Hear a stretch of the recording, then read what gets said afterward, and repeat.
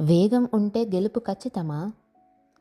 అనగనగా ఒక అడవిలో ఒక చురుకైన నక్క, ఒక నెమ్మదైన తాబేలు జీవించేవి. వేగం ఒకదానిది, ఆలోచన ఇంకొకదానిది.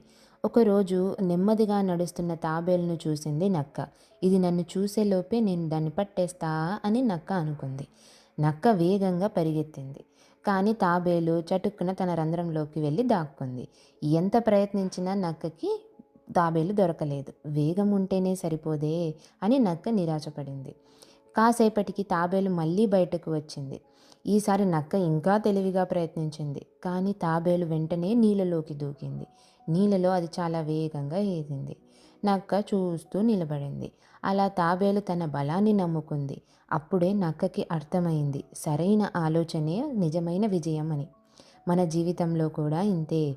వేగం ఉంటేనే గెలుపు కాదు. ఆ వేగాన్ని సరైన సమయంలో, సరైన దారిలో ఉపయోగించితేనే అది నిజమైన తెలివి. మనకు ఉన్న బలాన్ని సమయస్ఫూర్తితో అడుగు వేస్తే ఎంత పెద్ద కష్టమైనా మన ముందు కరిగిపోతుంది.